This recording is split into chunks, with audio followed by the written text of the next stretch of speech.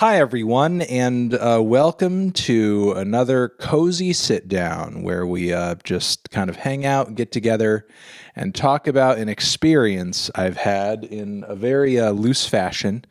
Not formally a review, but I'm going to say a lot of things in this video that I would say if I was doing a review.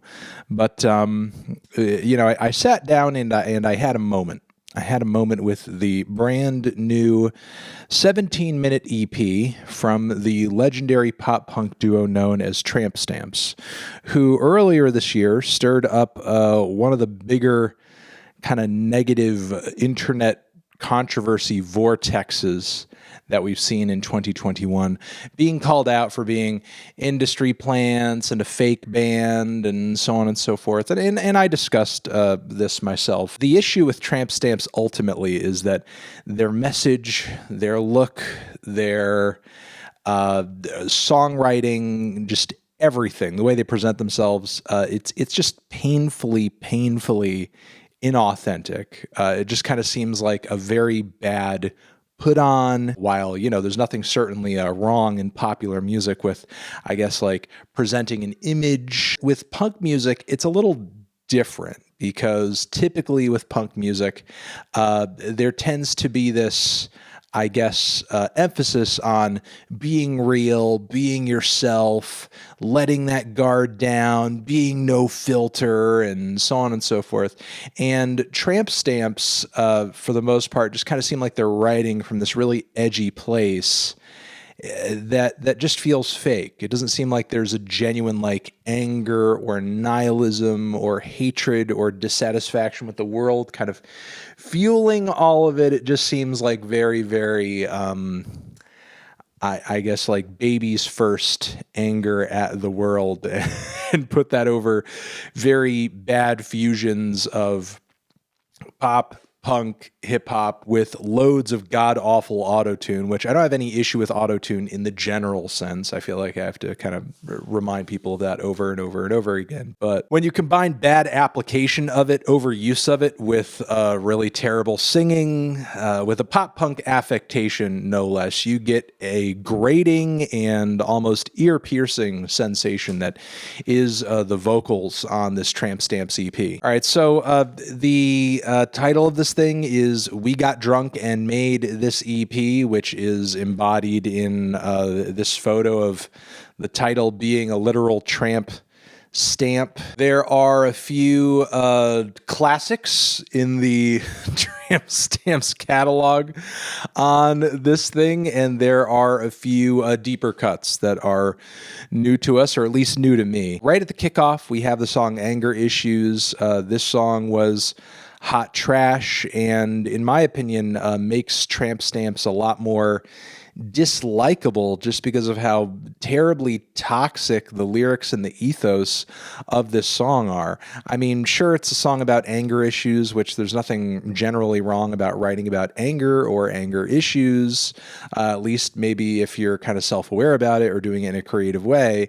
But here it just kind of seems like I'm angry, I'm punching things, I am snorting some Adderall. I might punch a hole in the wall, but I'm just that kind of girl. It seems on multiple tracks like Tramp Stamps really hate toxic behavior from other people, specifically men, which obviously that sort of thing needs to be called out and needs to be pointed out. But then there are numerous points on this EP where they showcase like equally awful and toxic behavior, and it doesn't really seem like there is any kind of focus on making things better. There's no utilitarian effort to eliminate toxicity overall.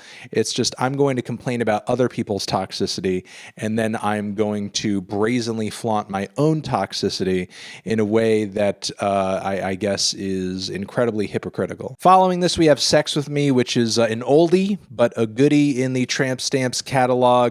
In comparison with their other tracks at this point, it kind of sounds like a demo because the guitars sound a little off, the beat doesn't quite have the punch that it does on some of their more recent tracks. You can tell sonically there are some elements, even though their sound is still awful, that they were still kind of like working the kinks out of on this one. But still, you do kind of have the basic premises on this track. A lot of swears, a lot of references to sex, a lot of vulgarity. It's also very sad and heartbroken. It's kind of calling back to emo in a very like distasteful and tacky way.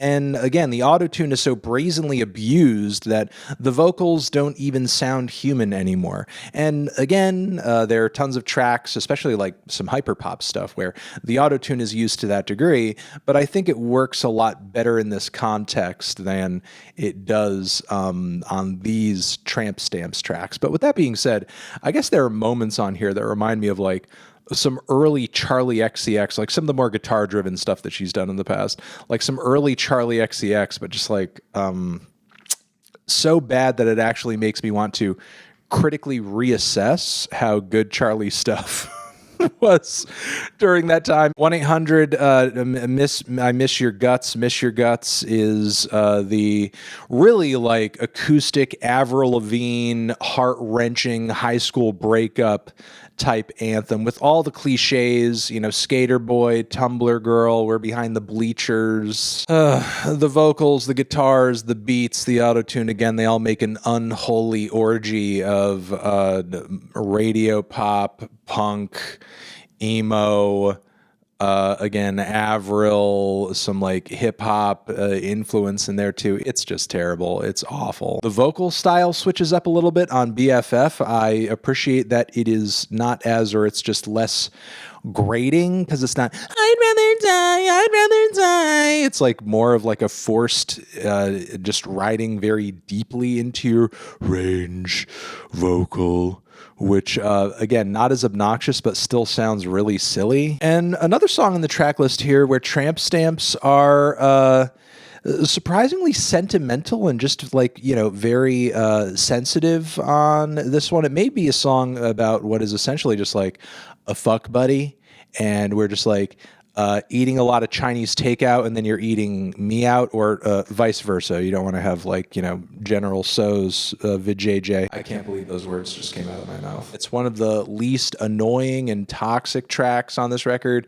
lyrically and conceptually. But man, it's still a pretty annoying listen. I can't imagine like what the relationship dynamic must be between two people in order to hear this song and be like, oh yeah, this reminds me of my girl. I'm going to send this to her on a playlist just to define the wonderful relationship that we have together. Following this, we have I'd Rather Die, which honestly, at this point in the Tramp Stamps catalog, it's a classic. I've heard it so many damn times. My familiarity with it endears me to it more than any other track on this EP, even though objectively, like by numerous factors, this song is like one of the most awful on the entire record.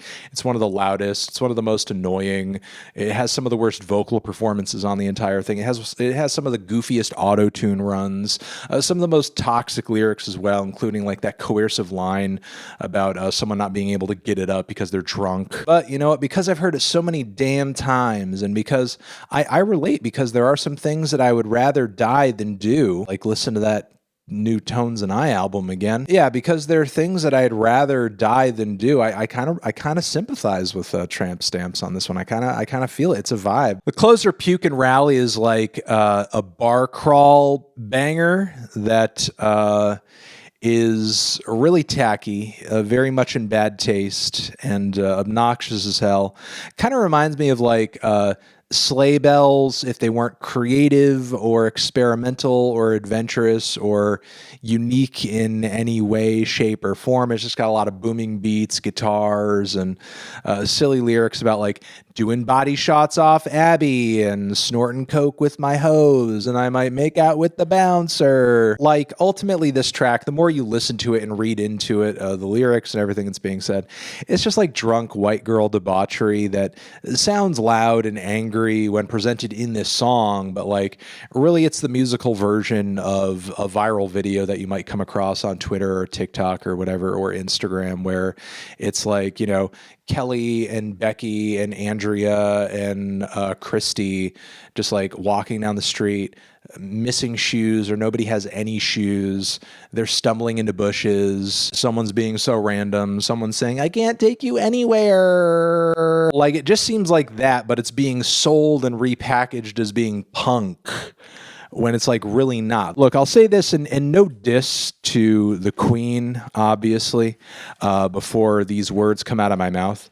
But here's the thing. These tracks, to me, this EP in general, feels like Rebecca Black's Friday. Like when Rebecca Black's Friday dropped, it's as cringe and awful and difficult to listen to as that is on the surface. But beyond the veneer of like fail and amateurishness of Rebecca Black's Friday, there was something endearing about it because it's a little kitschy. There's something kind of funny and entertaining about how off it is. It's kind of funny. It's kind of silly. It's still tongue in cheek. And at the end of the day, it's like a song made by a kid. Tramp Stamps, on the other hand, is a band of full-grown ass adults making some of the worst produced and sung pop and rock music I've heard this year.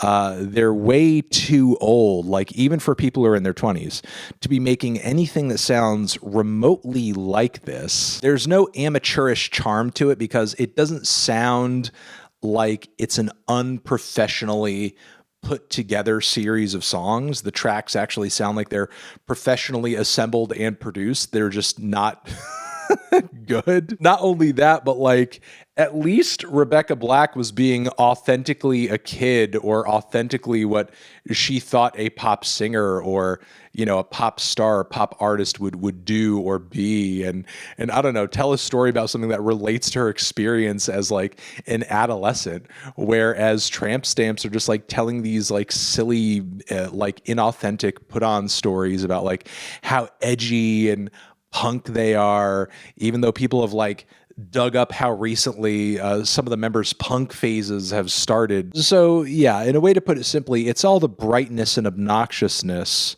and cluelessness of Friday, the naivete of Friday. But on top of that, it's like the obnoxiousness of trying to sound like a really edgy emo pop punker with god awful lyrics and production, again, that sounds like some cut rate Charlie XCX combined with sleigh bells. So yeah, I listened to the new Tramp Stamps EP, so you don't have to, I guess.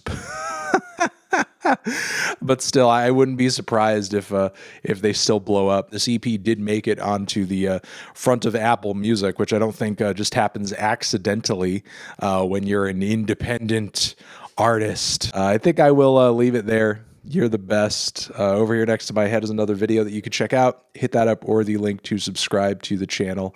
Anthony Fantano, Tramp Stamps forever.